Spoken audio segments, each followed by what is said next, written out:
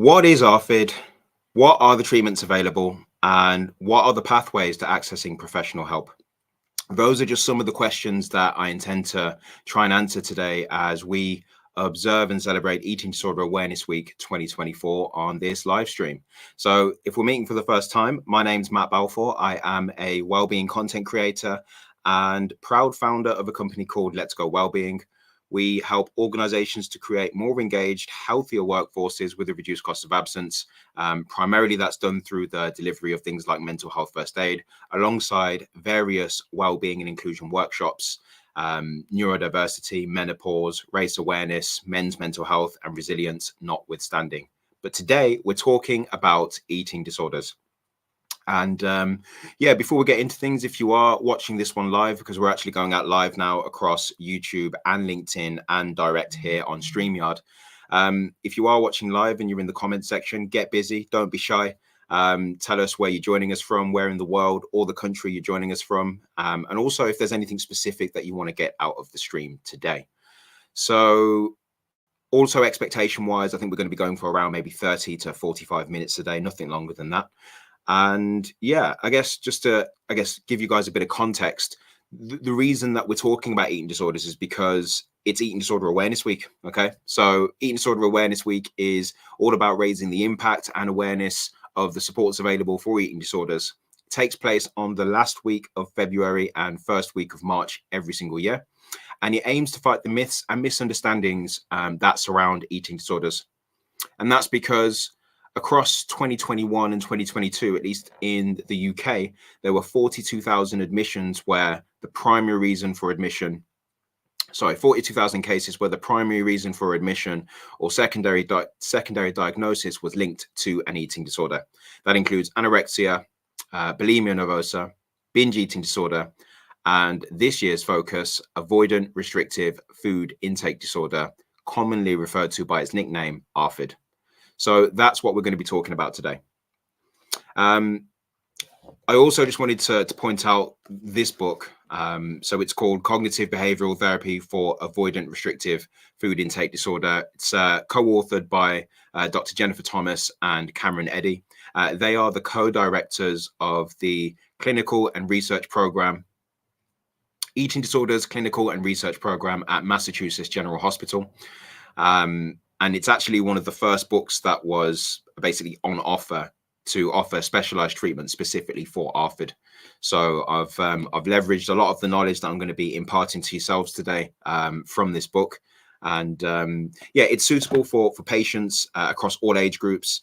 It compiles a lot of detailed information, workable steps for treatment, and also real life case studies, which we'll get into a little later on, for the benefit of clinicians, parents, and carers alike. So, what are we here for today? Well, we're going to be talking about eating disorders, specifically ARFID. 3 questions that I aim to answer over the next kind of half hour or so.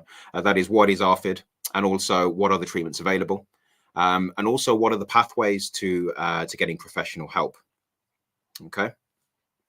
So, what is ARFID? Well, we're going to be talking about the symptoms, how it affects people, the prevalence, and also how it differs from other eating disorders. We're going to be talking about the treatments available. So that's including the strengths, limitations of existing treatments, and also the specific treatments now available for ARFID. And also that when I'm talking about the pathways to accessing professional help, we're talking about the public, private, and obviously non-profit pathways there. So what is ARFID?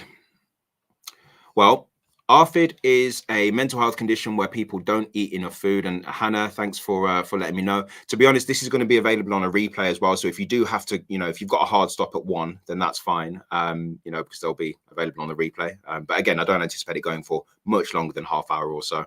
Appreciate everybody's giving us their time today over lunch. Thanks for letting me know. So yeah, what is ARFID? Well, ARFID is a mental health condition where people don't eat enough food or don't get enough of the different kinds of food to meet their energy or nutritional needs. Okay. So backstory, or etiology, as it's referred to in the medicinal world. ARFID was actually first introduced to the psychological kind of set of terms and classifications back in 2013, okay, with the publication of the Diagnostic and Statistical Manual of Mental Health Disorders, 5th edition. So the DSM, as it's known, is a reference book on mental health and brain-related conditions and disorders, published by the American Psychiatric Association. The DSM, for reference, is broadly based on the classification system published by the World Health Organization, which is called the International Classification of Diseases, and the ICD, as that's known, is the system that we use in the UK. So they are broadly representations of each other. But it was introduced in 2013 as a diagnostic label. The reason why it was introduced as a diagnostic label is because it replaced the previous label from the DSM-4, which was feeding disorder of infancy and early childhood, which was actually too narrow a diagnosis to be clinically useful because it focused mainly on weight as a consequence. So three ways that ARFID can present, which aren't mutually exclusive. That's a lack of interest in food. And this is because that some people, eating can feel more like a chore than a pleasure. Fear of aversive consequences, such as choking, vomiting, stomach aches, or constipation. And also heightened sensory sensitivity due to being extremely sensitive to how food tastes, feels, smells, or looks. By the way, can everybody see the slide okay? Is it big enough, visible? Because I can make it bigger. Just let me know. So all of that together can make it quite hard to eat enough to stay well. So it's important to mention as well that they're not mutually exclusive, and also the way that one or more of these symptoms can combine alongside their impact, severity, and how they present in an individual is completely unique. Okay, so because of this, ARFID can look very different from one person to another. One of the key differences with ARFID as a diagnostic label is that it... thanks, Sean. Yeah, so one of the key differences with ARFID as a diagnostic label is that it acknowledges that avoidant restrictive eating does not always only lead to weight loss, and it can also be associated with normal weight, overweight, or also obesity. Actually, one of the studies that's referenced... I'll put it over here so you can see it. One of the studies that's referenced in this book says that in 2009, it found that 71% of young people presented to a pediatric feeding disorders clinic were actually not underweight, just as an example. So in terms of prevalence, and from what I could see, the research that I did on this was that actually it occurs at similar rates, apparently, to other classical eating disorders. Classical eating disorders, we're talking about anorexia, bulimia nervosa, and also binge eating disorder. However, I want to add a bit of context there, and that is to say that there is definitely more data needed to get like a definitive answer on the prevalence of ARFID. That's because the majority of studies where the data was taken from were completed prior to the creation of ARFID as a diagnostic label. So they've kind of been done in retrospect, if that makes sense.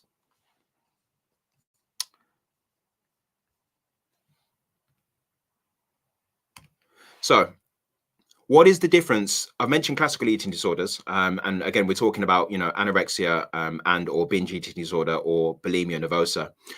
So what is the difference between ARFID and classical eating disorders? Well, the main difference really is the rationale for food avoidance or restriction. So ARFID actually isn't motivated by body or weight concerns. So, for example, a low weight person with ARFID characterized by a lack of interest, as you can see here, may endorse or express unhappiness about being thin and actually be visibly happy with weight gain. By contrast, a person with a classical eating disorder, such as anorexia nervosa, will actively engage in activities that impede weight gain.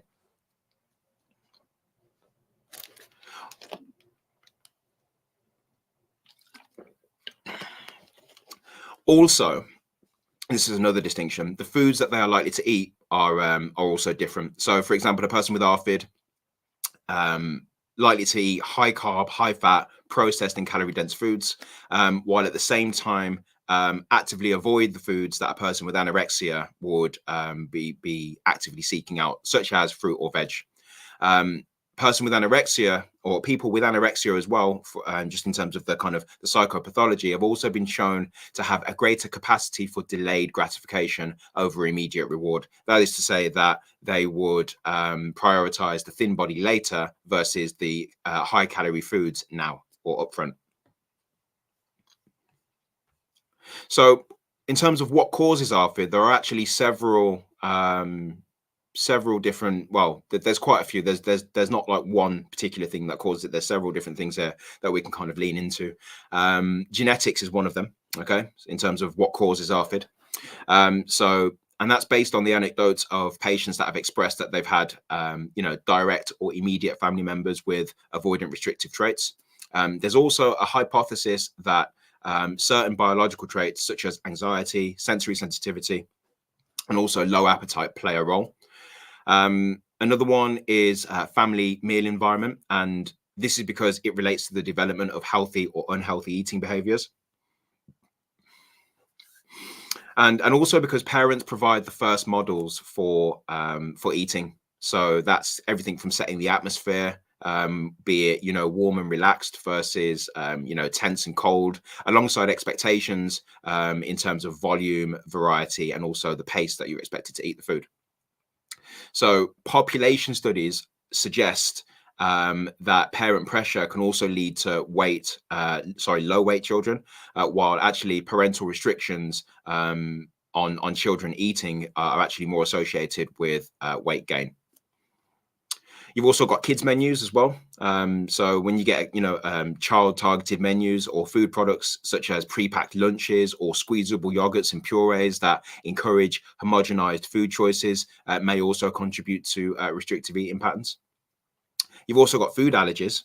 So, if you've got a food allergy that requires certain restrictions, this may increase a person's vulnerability to food avoidance or restriction.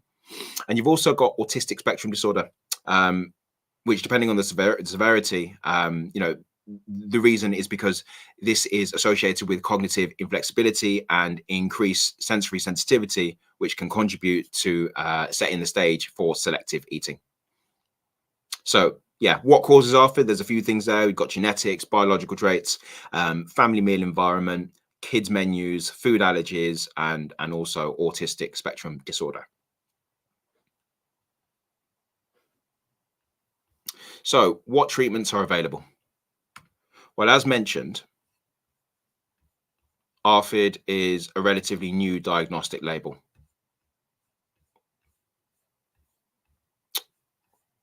Excuse me.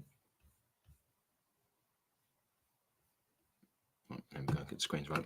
Yeah, so as mentioned, ARFID is a relatively new disorder and diagnostic label, which in and of itself is quite heterogeneous, meaning that there's, as we've discussed, a range of ways that it can kind of come about and manifest and present. And also it can affect, different members of the population, young and old, underweight and overweight.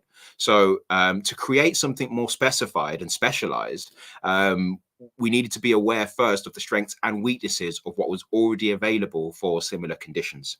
Okay, so there were three that we're going to be talking about in terms of tried and trusted techniques on previous conditions that ARFID, specific treatment for ARFID, kind of borrows from or leans into. Okay, the first of which is pediatric feeding disorders. So a disorder that's related to a child that's too young to feed themselves, right?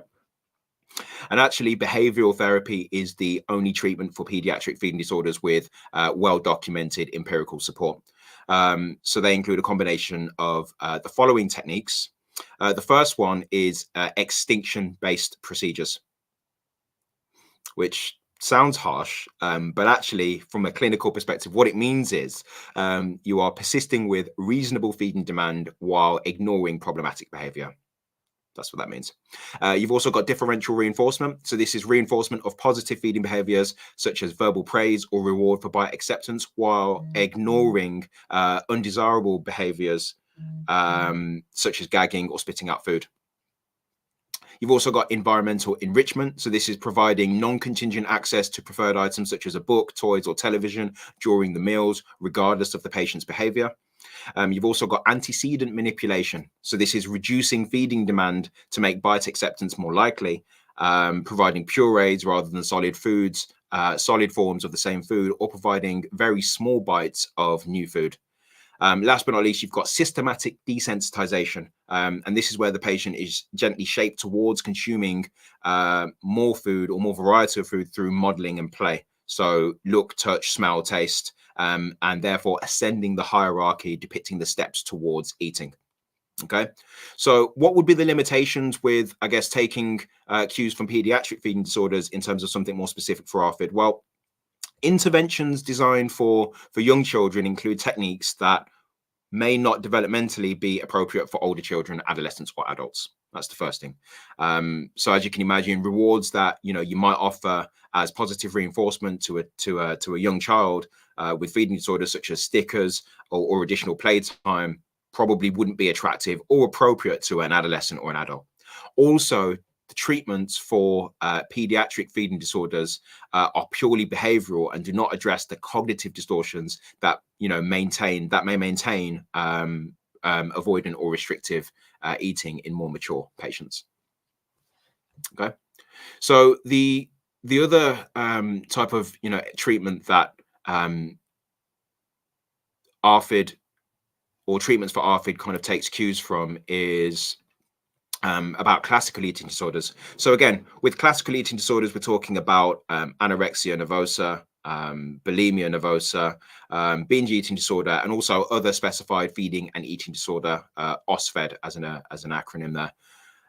So what have we got for this one? Well, obviously, classical eating disorders, such as the ones that I've just mentioned, present similarities to ARFID, most notably the restrictive eating and, in a lot of cases, low weight. So the best evidence-based studies for treatment of classical eating disorders include cognitive behavioral therapy for adults with bulimia nervosa or binge eating disorder, and also family-based treatment for children or adolescents with anorexia nervosa. So CBTE, which is a form of cognitive behavioral therapy that is specifically directed or aimed at eating disorders, it's comprised of 4 stages over 20 sessions, up to 40 if the patient is underweight. Okay, so at stage 1, it involves psycho education about the link between dietary restraint and binge eating, the effectiveness of purging to subvert caloric intake, alongside the psychological and physical side effects of undereating. The patient will be asked to actually monitor all eating episodes, as well as associated thoughts and feelings.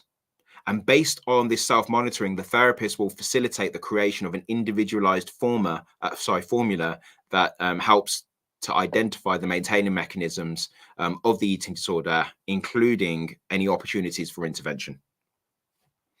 So stage 2, therapist and patient will evaluate progress to date, identify barriers to continued change, and select maintaining mechanisms to target in stage 3. In stage 3, the therapist will implement maintaining mechanisms as necessary to the patient's specific presentation. These could be aimed at addressing mood intolerance, perfectionism, low self-esteem, and/or interpersonal difficulties. And stage 4 is aimed or focused on relapse prevention and planning for the future. Okay. For the family-based treatment, you've got family-based treatment for people or young people with anorexia nervosa. It's comprised of 3 phases over 20 sessions. So phase 1, therapist highlights the kind of seriousness of anorexia nervosa, including the difficulty in recovery, organizes an in-session meal as an opportunity to coach parents to support the patient in taking one more bite than is intended. The therapist will also ask the parents to supervise every meal to ensure that the patient is consuming a sufficient amount of calories for weight restoration. So also as well, the therapist will also support the parents in externalizing the illness. So for example, identifying the healthy part of the patient as separate from the anorexia nervosa, including reducing criticism towards the patient and supporting further weight gain. In stage 2, the parents are encouraged to experiment with handing some control back to the patient. So, for example, allowing the patient to plate his or her own meals and eat snacks without supervision. And then in stage 3, the therapist helps the family to recognize developmental milestones that the patient may have missed due to their eating disorder. and helps the patient return to pursuits of normal development, such as going out with friends or going away to university. So limitations with this. Well, I guess the fundamental premise of CBTE is that the psychopathology of the eating disorder is an inappropriate overemphasis on shape and weight in evaluating self-worth. So because body image disturbance is absent from ARFID, a lot of the interventions in stage 3 for CBTE would be inappropriate. So for example, exercises aimed at monitoring the frequency of body checking or evaluating the impact of breaking rigid dietary rules on a person's weight would be of little relevance to a person with ARFID, because generally speaking, they rarely have more than normative shape or weight concerns. Similarly, with family-based treatment or FBT, it's hard to apply that to ARFID, as its main goal is weight restoration, and not all individuals with ARFID are underweight. It also focuses on increasing volume and not variety, which I guess the problem with that is that with anorexia nervosa, weight gain can be facilitated by increasing the portion size of a range of energy-dense foods that the patient already accepts.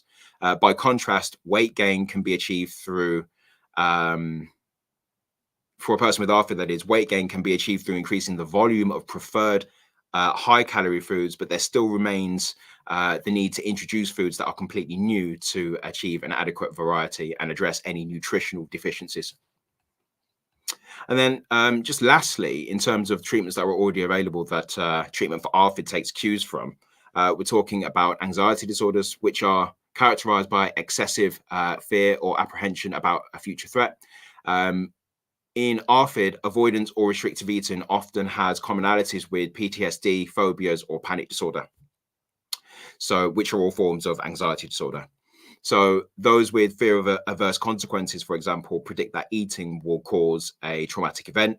And those with an apparent lack of interest in food are often highly attuned to physiological sensations, such as feeling bloated or full, which they perceive as uncomfortable or even dangerous.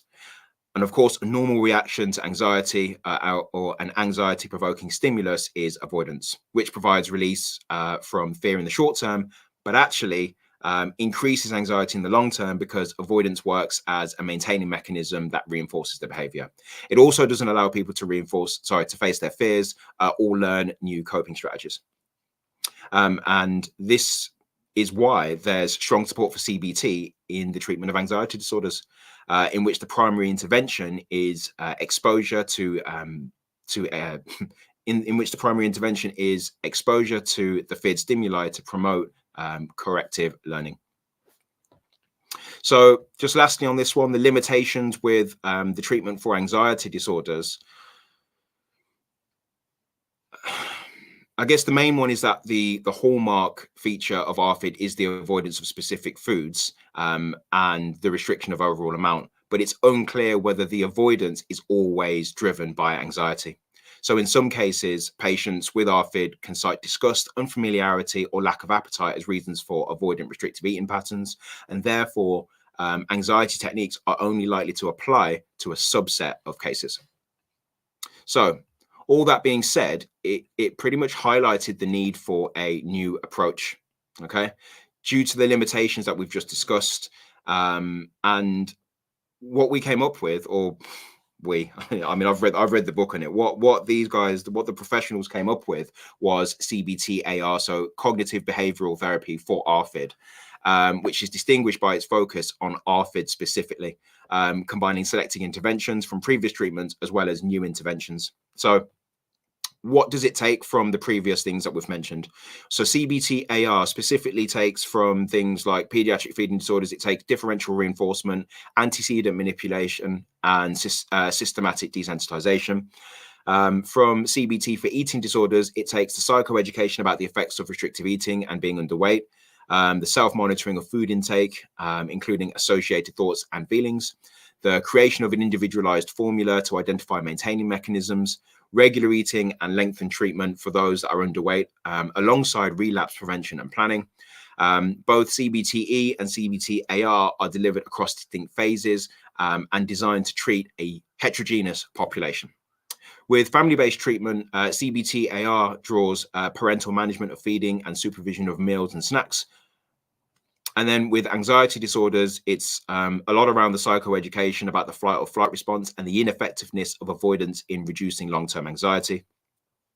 Alongside, again, psychoeducation about internal sensations combined with interoceptive exposures. And then lastly, again, just off the back of the treatment for anxiety disorders, CBT-AR also aims to co-create a fear and avoidance hierarchy to promote the practice of exposure to both external stimuli and internal sensations to promote new learning. So how would you assess for ARFID? How is it assessed? Well, firstly, you would have a psychiatric and medical evaluation. The purpose of this, firstly, with the psychiatric evaluation, is to assess the presence and severity of ARFID, including primary maintaining mechanisms, perception, severity, and also impact on the person of food avoidance and restriction, sensory sensitivity, fear of aversive consequences, lack of interest in eating, or any psychosocial impairment. And what do I mean by psychosocial impairment? We're talking about to what extent this avoidant or restrictive eating gets in the way of daily life, alongside anything that rules out an ARFID diagnosis. So, for example, medical history, cultural background, or even weight concerns. So medical history could include things like allergies, cultural background. Let's say the person fasts for, Ramadan, or weight concerns would potentially indicate another eating disorder. You've also got a word that I'm hoping I pronounced right the first time here: contraindications. Contraindications, okay, 5 syllables, which essentially is a condition that serves as a reason not to take a certain medical treatment due to the harm that it would cause a patient, such as if they were suicidal, reliant on substances, alcohol dependent, or severely autistic. So that's what that's the purpose of a psychiatric evaluation. On the medical side of things, it's necessary to ensure that avoidant restrictive eating is not entirely due to another medical condition. Okay, that's the first thing. So they want to confirm also that the patient is suitable for outpatient care and inform treatment goals such as weight gain or the repletion of nutritional deficiencies. They'll be looking at height, weight, vitamin deficiencies, and also the suitability of supplement drinks, existing medication, and also if the person has any oral motor difficulties. And then we move on to the model of CBT for ARFID. So what does it actually look like? Well, firstly, there's actually a general model. And so individuals, it's based on the premise that individuals with ARFID are born with a biological predisposition that leads to a cascade of negative feelings about the predictions and consequences of eating that actually perpetuate the initial restriction or avoidance.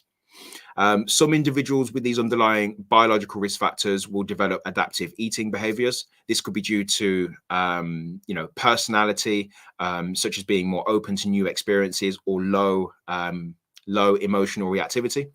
Okay. Or due to environmental factors such as repeated presentations of new food during childhood. However, for those that don't get the chance to test their predictions, food restriction will become chronic and manifest in nutritional compromise and limited opportunities for exposure. So depending on the individual, nutritional compromise can be characterized by low weight and a range of nutritional deficiencies, which can then in turn reinforce food avoidance and restriction. The limited opportunities for exposure, social avoidance, and also reduced hunger cues mean that the individual doesn't get the chance to disconfirm their negative predictions. And the implication, like I say, of this model is that it's triggered by that biological predisposition. So that could be something like a high concentration of taste buds, or an event such as an adverse event such as a choking episode. This then transitions into a pattern of food avoidance or restriction, which itself serves to maintain the patient's negative predictions about eating alongside the kind of physical and psychological consequences.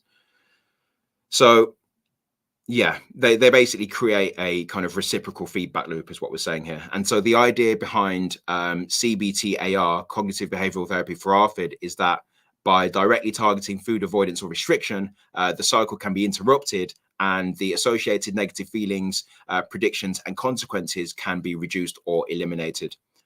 So because the most common ways that ARFID can present are not mutually exclusive, there's actually a version of the formula, of the general formula, that targets each way that it can present specifically. So, bearing in mind a patient's treatment plan may include elements of all three, but this is just generally how they look and how they differ. So I'm actually going to make the screen, because I'm conscious that looks small to me, so I'm going to make it a bit bigger. Hopefully everybody can see this. So this is if the person's presenting with sensory sensitivity. Okay, so biological predisposition at the top here, greater perceived intensity or taste, smell, and texture. That then leads to negative feelings and predictions about the consequences of eating. So they may experience something called food neophobia. So that's initial disgust, fear, or suspicion of new and unfamiliar foods. That then leads to food restriction. So sticking to safe and familiar foods, not trying new foods. And then also you've got nutritional compromise, that kind of two-way street there between nutritional compromise and also limited opportunities for exposure. Okay. You've then got the same thing, but so CBT-AR for adverse consequences. Bit of a typo on the side there, apologies. So again, you've got biological predispositions. This could be a person that's naturally more anxious or sensitive to bodily sensations. And their negative feelings and predictions about consequences of eating could either go there directly because of their biological predisposition, or it could be related to a food-related trauma, as mentioned earlier, such as choking, vomiting, or an allergic reaction, or actually the fear response itself, also known as flight or flight. So again, negative predictions and consequences. And then again, you have that two-way street between food restriction and variety, nutritional compromise, and also limited opportunities for exposure. In this case, the limited opportunities for exposure, you're talking about missed opportunities to disconfirm negative predictions about the danger or safety of specific food and eating situations. And then lastly, you've got a lack of interest in eating. Okay, so the third way that ARFID can present. So biological predisposition, so low homeostatic appetite. So this is that just naturally they have a lower appetite, or low hedonic appetite. This means that actually they just don't enjoy food or don't enjoy eating for one reason or another. And again, it's the same kind of pathway there. The food trauma is absent, but actually, again, same pathway to nutritional. So negative feelings about and predictions about consequences of eating. So they might, minimize the reward or value of food as a result. Predict that actually eating will lead to discomfort. As a result, they might skip meals, eat less. And then you've got the kind of similar outcomes at the bottom there. Actually interesting with this one. So in terms of limited opportunities for exposure, the hunger cues become less salient when they're ignored. That is to say that if your body almost adapts because you keep ignoring the hunger cues, actually they become less and less. Fullness becomes more intense and more uncomfortable. Again, it's that kind of reciprocal feedback loop. And then reduced expectations for actually eating out socially. So 3 different models there of CBT specifically for each presentation of ARFID, okay, which I think is fascinating, just kind of looking at this from I talk about mental health to people on a weekly basis, but I'm not a trained therapist or psychologist. So actually talking about this, I didn't realize that there were kind of 3.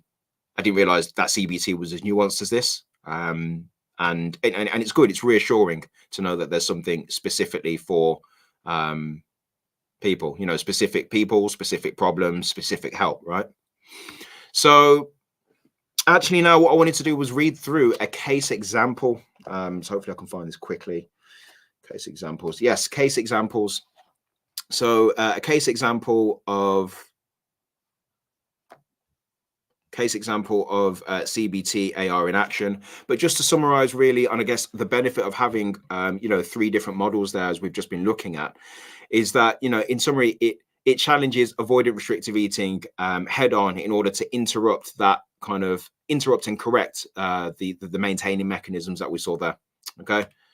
So similar to CBT-E for eating disorders, CBT-AR bases its treatment based on the similar to CBT for eating disorders. It bases its treatment length on the degree of how underweight the person is.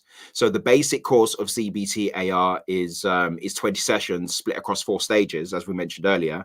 That includes psychoeducation, and early change, treatment planning, maintaining mechanisms, and also relapse prevention. But this could be abbreviated to less for a patient with, single maintaining mechanisms or is highly motivated to make changes. On the flip side, this could be extended to 30 sessions if a patient is underweight and has multiple ARFID maintaining mechanisms. Right. So, as we're hitting the back straight now, I actually just wanted to give you an idea of the case example that I just mentioned. So this is to demonstrate CBT-AR in action. So these were, there's 5 of them in this book actually, and there's 5 of them in this book, and they're all patients of the the Massachusetts General Hospital for Eating Disorders, the people that wrote this book. Okay, so the first one is an 11-year-old girl. I'm only going to read one. Okay, the first one is an 11-year-old girl with sensory sensitivity, and the presenting complaint reads as follows. So Emily was an 11-year-old Caucasian girl who presented with the Massachusetts General Hospital Eating Disorders Clinical and Research Program seeking treatment for ARFID. Her mother had seen a story in the local news about the disorder and felt the description matched the highly selective eating patterns she had long observed in her preteen daughter. Upon initial evaluation, Emily explained that I eat a lot of the same food and it makes me feel bad about myself. Mom shared that Emily had previously eaten a wide range of foods, but at 18 months old, she began declining many of the items she had previously consumed. Inquiring about Emily's typical daily intake revealed that her diet lacked variety and relied heavily on processed grains. Specifically, in the months prior to her evaluation, she reported eating saltine crackers for breakfast, cheese-flavored crackers for morning snack, plain pasta and noodles for lunch, chicken nuggets and fries for dinner, and popcorn for an evening snack. She did not consistently eat any fruits, vegetables, or dairy foods, and her protein intake was limited to chicken nuggets.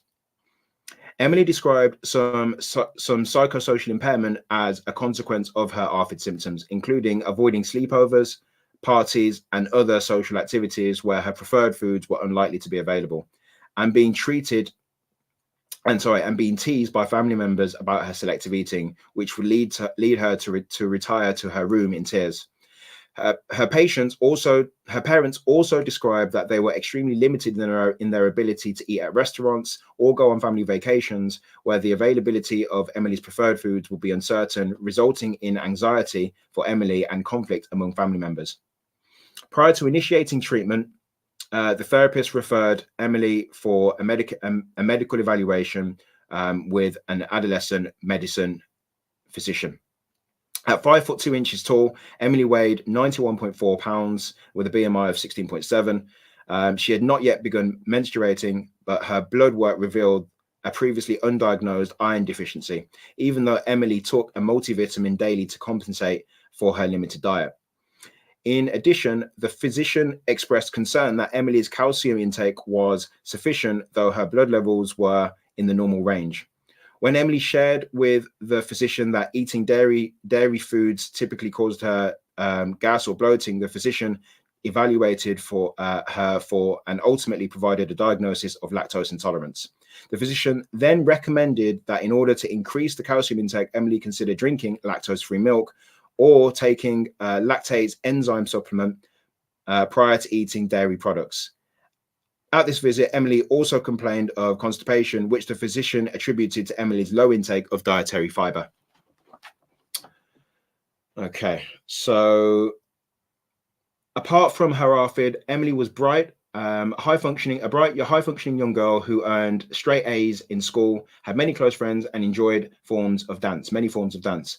She shared that she was highly motivated to expand her dietary variety at this time because she really wanted to be healthy and go out to eat at parties with her friends. Because Emily was less than 16 years old, the therapist recommended family-supported CBT-AR as Emily was not underweight.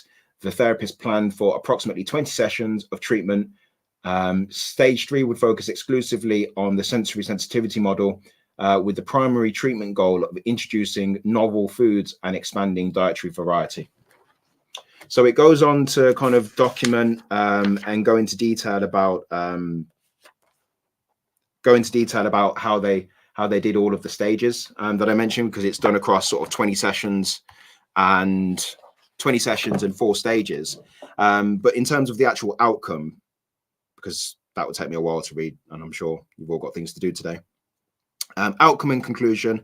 After completing 17 sessions of CBT-AR, Emily was highly successful in increasing dietary variety, more than doubling the absolute number of foods she was able to eat on a consistent basis. Importantly, the new foods she added came from food groups that had been relatively underrepresented in her diet at the beginning of the treatment, i.e. fruits, vegetables, and proteins, including several foods that she selected to correct her nutritional deficiencies. So yeah, again, a lot more detail in there, but that just gives you an example of ARFID in action. So there's other examples with more complex cases, but that was maybe the more straightforward one that I thought I'd share with you just there. So just lastly, I wanted to share with you some examples of, I guess, the pathways to professional help. So what are the pathways to professional help? If you wanted to get help for yourself or help guide somebody towards professional help who was presenting with ARFID symptoms. And really there are, as far as I know, 3 pathways to professional help. So that's non-profit, private, and also public. Okay. So I'm starting with non-profit actually. And I guess because that's probably the easiest or most accessible one to everybody. So firstly, you've got a website called ARFID Awareness UK, and they are actually the only registered charity in the UK dedicated to raising awareness and furthering the information about avoidant restrictive food intake disorder. Their vision is to get ARFID universally known and understood. And with that in mind, most of their work is focused on removing the uncertainty, ambiguity, and frustration experienced by parents, carers, and individuals over obtaining a diagnosis, and treatment providing general advice that may improve their journey. So ARFID Awareness UK is one place that you could look. And then you've got BEAT, which is the UK's national website for eating disorders. So they run a helpline that is open from 3 p.m. to 8 p.m. every day of the week, including bank holidays. And they also run a peer support and online development community that runs forums, workshops, and courses. They also have an online directory. It's called Help Finder on their website. And that helps people to find a list of support programs and eating disorder services, and also other providers for eating disorders and available help near you. You've also got the Hub of Hope, which is the UK's largest directory of mental health service providers, not as focused on eating disorders, but you can certainly type in a concern related to eating disorders and find something that's relevant to you based on, again, relevance and proximity. Privately speaking, you've got, well, I mean, there's no shortage of paid options essentially, but the British Association for Counselling and Psychotherapy is a website that has a directory where you can find a private therapist based on a specialism and also proximity. Prices range anywhere between sort of £45 and £100 and up, but bearing in mind that obviously if we're talking about CBT AR or CBTE, it could be 20 to 30 sessions. So if you've got the resources and the time, great, that might be an option for you. And also privately as well, you might want to look into your EAP provider or employee assistance program. So an EAP provider in its most basic form is a helpline that supports employees regardless of location, job role, or seniority. But depending on who yours is run by, they may offer therapy as part of the service, or be able to provide you with some help and guidance on how to access it. So definitely check out your EAP at work. And then publicly, the main one is the NHS talking therapies, which is the arm of the National Health Service that delivers psychological therapies through accredited practitioners. You can refer yourself, or you can get a referral from your GP. There's a wide range of ways that they can support people. This includes counselling, self-help guides, CBT, as well as interpersonal and dynamic interpersonal therapy. And this can be delivered online, face-to-face, via a group session, or over the phone. Lastly, you've got the Child and Adolescent Mental Health Service, also known as CAMS. And that's the name of the NHS service that assesses and treats young people with emotional, behavioural and mental health difficulties. They are usually reached through a professional such as a GP, teacher, school nurse or social worker that can put you in touch with your local children and young people's mental health services. And that kind of leads us to the back end of this session. There's definitely an opportunity. If you've got any questions, please don't be shy. Put those in the comment section. And if you don't have any questions up front and you happen to be watching this on the replay, more than happy for you to kind of post those questions in the comment section, and I can kind of come back to them at a later point. Maybe you've got an idea about, you know, a live stream that I can run in the future. The next one, I think the next opportunity that I'm going to be running a live stream is actually for Stress Awareness Month, which is in April. So by all means, yeah, tune into that one. Thanks, Becky. Didn't know you were there. So all I would say as well is that if again, a lot of the information that I've kind of been through today is based on this book. So let me just sort this one out for you. Let me go back to my main screen.